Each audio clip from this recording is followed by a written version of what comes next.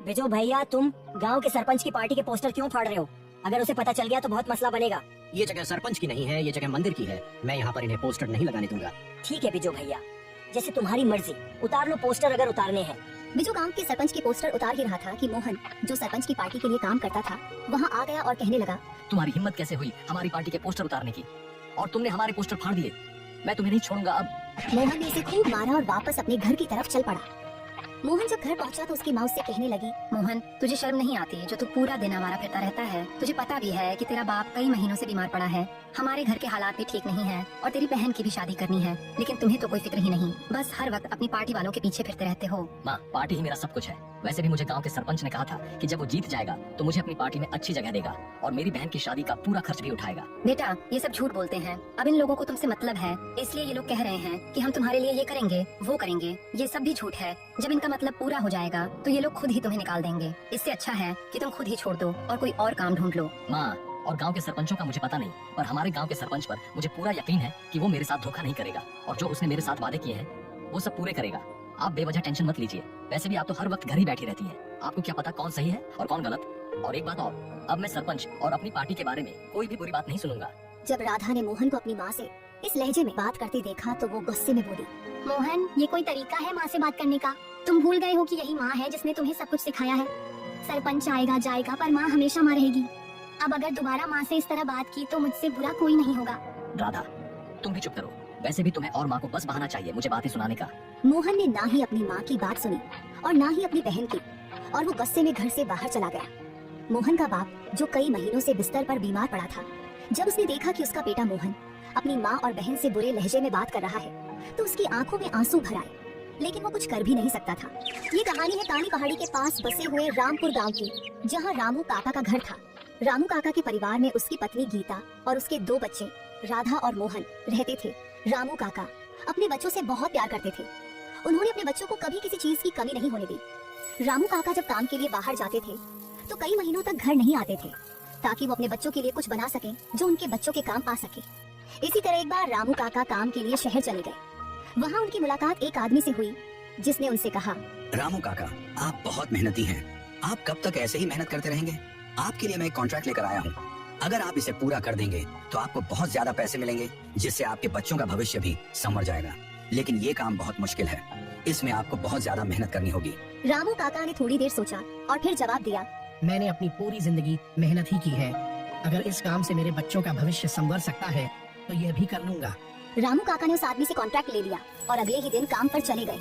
2-4 दिन ऐसे ही गुजर गए। एक दिन रामू काका काम कर रहे थे कि अचानक बिल्डिंग से नीचे गिर पड़े। जान तो बच गई, लेकिन वो सारी उम्र के लिए अपाहिज हो गए। तब से आज तक रामू काका बिस्तर पर ही पड़े रहे और यही सोचते रहे कि उनके बच्चों का क्या होगा। रामू काका की सारी उम्मीदें मोहन पर थीं, लेकिन मोहन ने कभी अपने घर की फिक्र नहीं की। वो हर वक्त गांव के सरपंच के साथ ही रहता और उसकी पार्टी के कामों में लगा रहता। वक्त ऐसे ही गुजरता गया। एक दिन रामू काका ने मोहन को बुलाया और उससे कहा, बेटा, तुझे तो सब पता है कि जब से मैं बीमार हूँ हमारे हालात इतने खराब हो गए हैं। कई बार तो ऐसा वक्त भी आया है कि हम 2 वक्त का खाना भी नहीं खा सके। बेटा, अब इस घर का बड़ा तू ही है, सारी उम्मीदें तुझ पर ही है। अगर तू ही अपनी माँ और बहन से बुरे तरीके से बात करेगा तो उनके दिल पर क्या गुजरेगी। और रही मेरी बात, आज हूँ कल शायद न रहूं, इसलिए गांव के सरपंच का पीछा छोड़ और कोई काम तलाश कर और अपने घर को संभाल लो। पिताजी, पहले तो आप बोलते ही नहीं थे, लेकिन आज बोल ही पड़े तो मुझे ज्ञान देना शुरू कर दिया। पहले माँ और राधा कम थी, जो अब आप शुरू हो गए हो। और रही बात मेरी, तो मैं अपना रास्ता कभी नहीं छोड़ूंगा। वैसे भी आप तो बिस्तर पर पड़े रहते हो और मुफ्त की रोटियां खाते रहते हो। आपको क्या पता कि मैं अपने लिए कितनी मेहनत कर रहा हूँ। आपको तो बस ज्ञान देना ही आता है और मैं ये सब कुछ अपने घर के लिए ही कर रहा हूँ। मोहन इतना कहकर गुस्से से बाहर चला गया। मोहन की बात सुनकर रामू काका को बहुत दुख हुआ और रामू काका ने उस बात को दिल पर ले लिया। फिर अगली सुबह जब राधा रामू काका के पास आई तो उसे पता चला कि उसका पिता अब इस दुनिया में नहीं रहा। असली बात तो ये थी कि मोहन की बातों को रामू काका सहन नहीं कर सके, जिससे उनकी मौत हो गई। रामू काका की मौत से मोहन को कोई फर्क तक नहीं पड़ा, बल्कि वह अपनी बहन से कहने लगा, राधा, अब कब तक पिताजी का शोक मनाती रहेगी? क्यों मेरे कान खा रही है? वैसे भी हर किसी को एक दिन मरना ही होता है। क्या हो गया अगर पिताजी भी मर गए तो? राधा को मोहन की बात पर बहुत गुस्सा आया, लेकिन वो चुप रही। कुछ वक्त यूं ही गुजर गया। फिर राधा की माँ गीता ने गांव की औरतों से अपनी बेटी के रिश्ते के लिए बात की। करीब 5-6 दिन बाद राधा के लिए उसके घर रिश्ता आ गया। जो औरत अपने बेटे का रिश्ता लेकर आई थी वो राधा की माँ से कहने लगी, गीता जी, मुझे पता चला था कि आप अपनी बेटी राधा के लिए रिश्ता ढूंढ रही हैं, इसलिए मैं अपने बेटे राजू का रिश्ता लेकर आई हूँ। हमारे घर और भी बहुत रिश्ते आए थे, लेकिन मेरे बेटे राजू ने आपकी बेटी को एक बार देखा था और उसी ने कहा कि वो शादी करेगा तो बस राधा से ही करेगा। हाँ, मैं अपनी बेटी का रिश्ता ही ढूंढ रही थी। गीता जी, आप फिक्र मत कीजिए, मेरा बेटा व्यापार करता है, वो आपकी बेटी को बहुत खुश रखेगा। लक्ष्मी जी, वो तो ठीक है, आप ये बताइए कि आप दहेज में क्या लेंगी? अब आपसे मैं क्या कहूँ, आप भी हमारी तरह अच्छे लोग हैं। आप ऐसा करिएगा कि दहेज में ज्यादा कुछ नहीं, बस 25 तोला सोना दे दीजिएगा। हमें और लोग अपनी बेटी के दहेज में इससे भी ज्यादा दे रहे थे, लेकिन मेरे बेटे को आपकी बेटी राधा ही पसंद है। लक्ष्मी की बात सुनकर गीता परेशान हो गई। उसने लक्ष्मी से कहा, हाँ ठीक है, हमारी तरफ से हाँ है, हम आपको 25 तोला सोना दे देंगे। लक्ष्मी गीता की बात सुनकर बहुत खुश हुई। फिर दोनों ने थोड़ी देर बातें की और उसके बाद लक्ष्मी वापस चली गई। लक्ष्मी के जाने के बाद राधा ने गीता से कहा, माँ, आपने उन्हें हाँ क्यों कर दी? हमारे पास तो 2 वक्त के खाने के लिए भी पैसे नहीं होते और आपने उन्हें 25 तोला सोना देने की बात कर दी। राधा, मैं तुम्हें क्या बताऊं, जब उसने मुझसे कहा तो मुझे कुछ समझ नहीं आया। 2 साल से ज्यादा हो गए हैं तुम्हारा रिश्ता ढूंढते हुए, लेकिन किसी के साथ बात पक्की नहीं हुई। हर कोई दहेज की वजह से वापस चला जाता है, इसीलिए मैंने हाँ कर दी थी। लेकिन अब मैं भी यही सोच रही हूँ कि 25 तोला सोना कहाँ से लाएंगे। माँ, अब हम क्या करें? अगर हमने उन्हें 25 तोला सोना नहीं दिया तो हमारे गांव में बहुत बदनामी होगी। पिताजी ने और आपने जो सारी जिंदगी लगाकर इज्जत कमाई है वो सब मिट्टी में मिल जाएगी। हमें अब कुछ न कुछ करना ही होगा। राधा और गीता आपस में बात कर रही थी और दोनों बहुत परेशान थी कि अब क्या किया जाए। इसी बीच मोहन घर आ गया। उसने अपनी माँ को परेशान देखकर पूछा, माँ क्या बात है, आप दोनों इतनी परेशान क्यों हैं? राधा ने मोहन को सारी बात विस्तार से बता दी। कैसे लक्ष्मी जी ने 25 तोला सोने की शर्त रखी है और अगर वो न दिया गया तो पूरे गांव में बदनामी होगी। ये सुनकर मोहन ने गुस्से और लापरवाही से जवाब दिया, तो फिर क्या हुआ? अगर नहीं है तो नहीं देंगे, जिसे जो कहना है कहता रहे, मुझे किसी की परवाह नहीं। मैं तो वैसे भी सरपंच के साथ अपना काम बनाने की सोच रहा हूँ। आप लोग बेकार में चिंता कर रहे हो। गीता की आंखों में आंसू आ गए और वो धीमी आवाज में बोली, बेटा, तू कैसे इतना बेफिक्र हो सकता है? अगर लोगों ने हमारी इज्जत का मजाक उड़ाया तो तेरे पिताजी ने सारी जिंदगी मेहनत करके जो इज्जत कमाई वो सब मिट्टी में मिल जाएगी। राधा की शादी कैसे होगी? मैं अब कहाँ से 25 तोला सोना लाऊं? माँ, मेरे पास भी इतने पैसे नहीं हैं।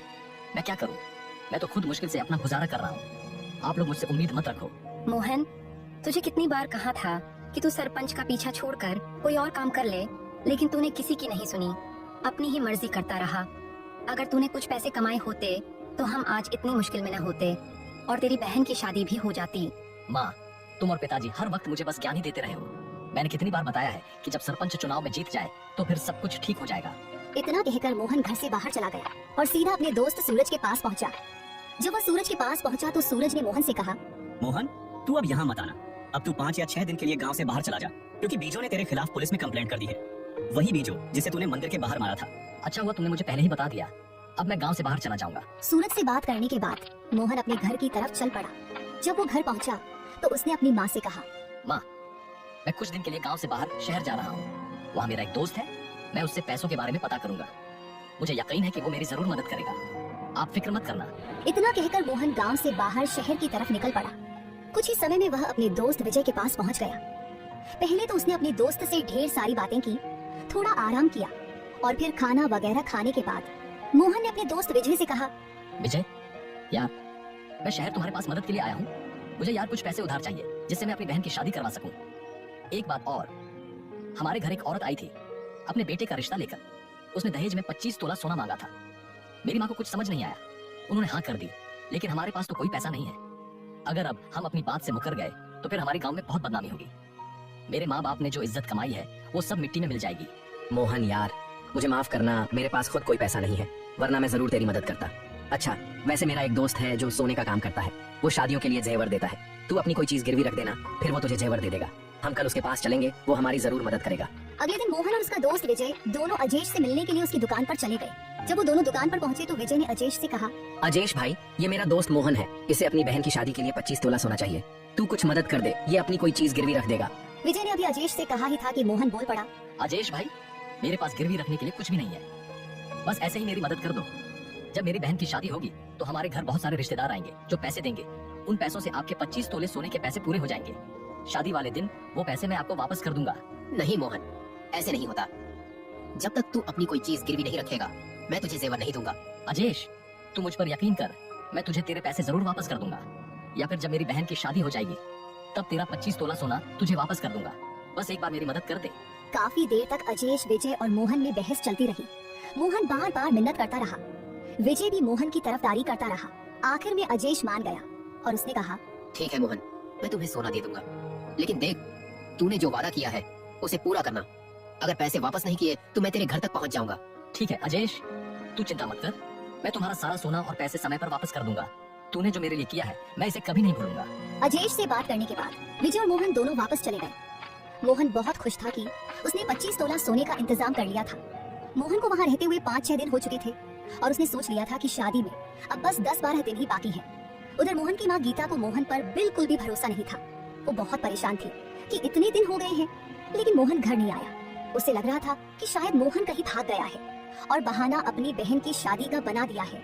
गीता घबराई हुई राधा के पास गई और राधा से बोली, राधा बेटी, मुझे तो मोहन पर अब बिल्कुल भी भरोसा नहीं रहा। पता नहीं वो कहाँ है, कहीं वो हमें धोखा देकर तो नहीं भाग गया। क्या करूं, मेरा दिल बहुत घबरा रहा है। माँ, सच कहूँ तो मुझे भी अब यही लगता है कि मोहन घर से भाग गया है। अब हमें ही कुछ न कुछ करना होगा। अगर हमने शादी से पहले 25 तोला सोने का इंतजाम नहीं किया तो हमारी सारी इज्जत मिट्टी में मिल जाएगी। और रही बात मोहन की, तो उसे तो कोई फर्क ही नहीं पड़ता, चाहे हम मर भी जाएं। हाँ राधा, तू ठीक कह रही है। मैं कल सुबह अपनी बहन के पास जाऊंगी, शायद वो मेरी मदद कर दे। वैसे भी जब उसकी शादी थी तो मैंने भी उसे 10 तोला सोना दिया था। हो सकता है अब वो भी मेरी मदद कर दे।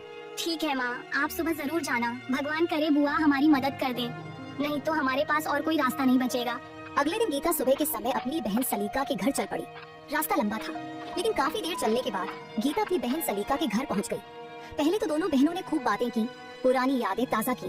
फिर बाद में गीता ने सलीका को सारी बात विस्तार से बताई और उससे मदद मांगी। सलीका ने जवाब दिया, दीदी, मैं तेरी तकलीफ समझ सकती हूँ, पर अब मेरे पास भी कुछ नहीं बचा। पिछले महीने ही मैंने अपने बेटे की पढ़ाई के लिए सारा जेवर गिरवी रख दिया है। मैं तेरी मदद करना चाहती हूँ पर मेरे बस में कुछ नहीं है। चलो कोई बात नहीं सलीका, मैं अब चलती हूँ घर, अभी बहुत काम बाकी है। और हाँ, तू राधा की शादी पर जरूर आना, ठीक है? ठीक है गीता बहन, मैं जरूर आऊंगी शादी में। राधा सिर्फ तेरी अकेले की बेटी नहीं है, वो मेरी भी बेटी है। गीता को अपनी बहन के घर से भी खाली हाथ वापस आना पड़ा और दूसरी तरफ मोहन भी वहाँ से निकल पड़ा था अपने घर आने के लिए। इस तरह गीता और मोहन दोनों एक ही समय पर घर पहुँचे। फिर दोनों घर गए और मोहन ने अपनी माँ से कहा, माँ, अब तुम बिल्कुल चिंता मत करना, अब मैंने 25 तोला सोने का इंतजाम कर लिया है। मेरा शहर में जो दोस्त है उसने सोना दिलवाया है। बस शादी में जो पैसे इकट्ठा होंगे उन्हीं पैसों से हम सारा कर्ज उतार देंगे। मोहन, ये तो बहुत अच्छा हुआ। भगवान उसका भला करे जिसने हमारी मदद की है, वरना हमारे पास तो कुछ भी नहीं था। मैं तो दिन रात यही सोच सोच कर परेशान थी कि राधा की शादी कैसे होगी, लोग क्या कहेंगे। अब मुझे थोड़ा सुकून मिला है। बस बेटा, अब तू जल्दी से बाकी तैयारी भी पूरी कर ले ताकि सब अच्छे से हो जाए। फिर वो सब बहुत खुश थे, जैसे उन पर जो मुसीबत आने वाली थी वो टल गई हो। फिर उन्होंने शादी की तैयारियां शुरू कर दी और राधा की शादी पूरे धूमधाम से कर दी। राधा की शादी के बाद जब गीता और मोहन ने पैसे देखे तो पैसे सिर्फ 12 तोले सोने के ही बने। ये देखकर वो दोनों बहुत परेशान हो गए। राधा तो अपने ससुराल चली गई थी लेकिन पैसे का इंतजाम पूरा नहीं हो पाया। जिस समय उन्होंने अजेश को बुलाया था वो भी वहाँ पहुँच गया और मोहन से कहने लगा, हाँ मोहन, पैसे का इंतजाम हो गया है। तुमने जिस समय मुझे बुलाया था मैं अब आ गया हूँ, जल्दी करो, मुझे मेरे पैसे दो। अजेश की बात सुनकर मोहन ने कोई जवाब नहीं दिया और जहाँ पर पैसे रखे थे उस तरफ इशारा कर दिया। अजेश वहाँ गया, उसने पैसे देखे और कहा, मोहन, ये पैसे तो सिर्फ 12 तोले के हैं, बाकी कहाँ हैं? मेरे बाकी तोले के पैसे कहाँ हैं? जल्दी बता। अजेश, मैंने भी अभी देखा है तो पता चला कि ये पैसे सिर्फ 12 तोले के ही बने हैं। अजेश, बात ये है कि हमारे आधे मेहमान तो शादी में आ ही नहीं सके क्योंकि हमने उन्हें बुलाया ही नहीं। हमने इसीलिए नहीं बुलाया था कि जब तक पूरे 25 तोले सोने का इंतजाम ना हो जाए तब तक सबको बुलाना मुश्किल था, वरना पहले बुला लेते तो बहुत बदनामी होती। अब जब इंतजाम हो गया तो सबको बुलाया भी, लेकिन जो दूर दूर से आने वाले थे वो नहीं आ सके। इसी वजह से पैसे कम बने हैं। कर लो अजेश, हम तुम्हारे पैसे वापस कर देंगे, बस थोड़ा वक्त दे दो, सब ठीक हो जाएगा। नहीं नहीं मोहन, अब मुझे अभी के अभी पैसे दे। और रही बात सोने की, वो मेरा नहीं है, वो मेरे मालिक के हैं। मैं उन्हें क्या जवाब दूंगा? मोहन, अब नाटक मत कर, मुझे मेरे 13 तोले सोने के पैसे दे, वरना मेरा 13 तोला सोना वापस कर दे। जा, अपनी बहन से वापस लेकर मुझे दे, मैं इससे पहले यहाँ से नहीं जाऊंगा। अजेश, मेरी बहन राधा तो शादी करके अपने ससुराल जा चुकी है, वो अब यहाँ नहीं है, मैं उसे वापस कैसे लाऊं? मोहन, ये मेरा मसला नहीं है, ये तेरा मसला है। तूने मुझसे वादा किया था कि तू पैसे वापस करेगा, अब तू अपनी बात से मुकर रहा है। अगर तूने मुझे मेरे पैसे नहीं दिए तो मैं तेरी बहन के ससुराल चला जाऊंगा और वहाँ जाकर उससे खुद सोना वापस ले आऊंगा। नहीं बेटा, तुम ऐसा मत करना, वरना मेरी बेटी का घर खराब हो जाएगा। हमें थोड़ा सा वक्त दे दो, हम तुम्हारे पैसे वापस कर देंगे। माँ जी, अब मैं और वक्त नहीं दे सकता। मैं खुद मजबूर हूँ, मेरे पास इसके अलावा कोई रास्ता नहीं है। अगर मैं सोना वापस लेकर नहीं गया तो मेरा मालिक मुझे जिंदा नहीं छोड़ेगा, वो मुझे जान से मार डालेगा। कृपया अपनी बेटी से मेरा सोना वापस मंगवा दो। काफी समय तक मोहन, गीता और राजेश के बीच बहस चलती रही। फिर आखिर में मोहन ने गुस्से में कहा, बस कर राजेश, अब ज्यादा धमकी मत देना। मैंने कहा ना, मैं पैसे का इंतजाम कर लूंगा। मेरी बहन की इज्जत का सवाल है। तेरी वजह से मेरी माँ भी रो रही है। अगर तूने फिर भी जिद की तो अच्छा नहीं होगा। थोड़ा टाइम दे, मैं वादा करता हूँ कि तेरे सारे पैसे वापस कर दूंगा। मोहन, वादा तो तूने पहले भी किया था, लेकिन तूने वो वादा तोड़ दिया। अब मुझे मेरे पैसे अभी ला कर दे, वरना मैं तेरी बहन के ससुराल चला जाऊंगा। ठीक है अजेश, जैसी तेरी मर्जी। अगर तुझे जाना ही है तो जरूर जा। और एक बात मैं तुझे बता दूं, उस गांव में सब इंसान शक्ल से तो इंसान है, मगर असल में जानवर है। और रही बात मेरी बहन के ससुराल की, वो भी बेहद खतरनाक लोग हैं। अगर हिम्मत है तो जा, ले जाकर अपना सोना। उस गांव का नाम सुंदरपुर है, और ये मत समझना कि नाम सुंदरपुर है तो लोग भी अच्छे होंगे। वहाँ सब लोग खतरनाक हैं। मोहन की बात सुनने के बाद अजय ने जवाब दिया, मैं किसी से नहीं डरता, वो मेरा सोना है और मैं उसे वापस लेकर ही आऊंगा। इतना कहकर अजयश वहाँ से चला गया। मोहन और गीता को यही चिंता थी कि अजयश वहाँ जाकर कोई तमाशा न करे, जिससे राधा का घर खराब न हो जाए और राधा के ससुराल वाले अजयश को कोई नुकसान न पहुँचाए। अगले दिन अजय सुंदरपुर गाँव की तरफ निकल पड़ा। कुछ ही देर में अजय सुंदरपुर गाँव पहुँच गया और उसने राजू और राधा के घर के बारे में पता किया। फिर राधा के घर चला गया। जब राधा ने अजय को देखा तो वह बहुत परेशान हो गई। उसे यही चिंता थी कि अजय यहाँ कोई तमाशा न करे। उसने अजय से कहा, अजय, तुम यहाँ क्यों आए हो? प्लीज कोई तमाशा मत करना। अगर किसी ने देख लिया तो मेरा घर बर्बाद हो जाएगा। वापस चले जाओ प्लीज। राधा, तुम्हें कैसे पता चला कि मैं अजय हूँ? माँ ने मुझे बता दिया था कि तुम आओगे, इसलिए मुझे पता चल गया कि तुम ही अजय हो, जिससे मेरे भाई मोहन ने सोना लिया था। अच्छा राधा, अगर तुम्हें सब पता है तो मुझे मेरा सोना वापस दे दो, फिर मैं यहाँ से चला जाऊंगा। नहीं नहीं अजय, मैं तुम्हें सोना वापस नहीं कर सकती। अभी कल ही तो मेरी शादी हुई है और वो सोना मेरे पास नहीं है। तुम एक काम करो, तुम मेरे भाई से वापस ले लो सोना, वो तुम्हें थोड़े समय में वापस कर देगा। राधा, मैं अपना सोना अभी लेकर जाऊंगा। और रही बात तुम्हारे भाई की, उस पर तो मुझे बिल्कुल भी यकीन नहीं है।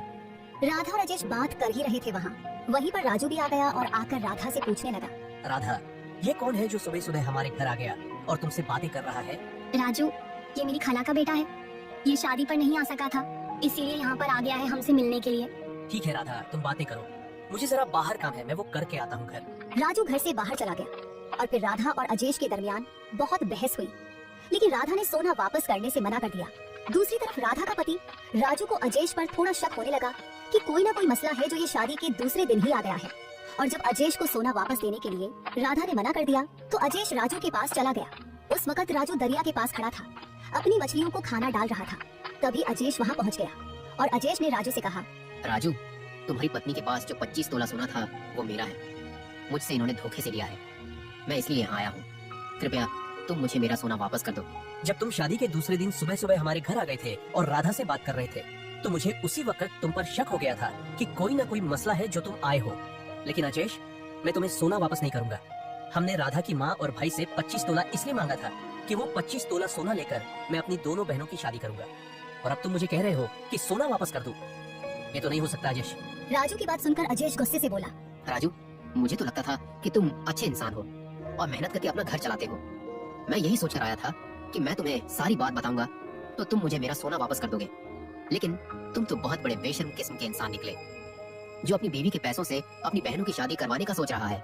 लेकिन मैं ऐसा बिल्कुल भी नहीं होने दूंगा, क्योंकि वो मेरा सोना है, मैं वो वापस लेकर ही जाऊंगा। राजू अजय की बातें सुन रहा था, जिससे राजू को उस पर बहुत गुस्सा आ गया। फिर उसने अपनी जेब से चाकू निकाला और अजय को दे मारा, जिससे अजय बहुत घायल हो गया। फिर राजू वापस अपने घर की तरफ चल पड़ा।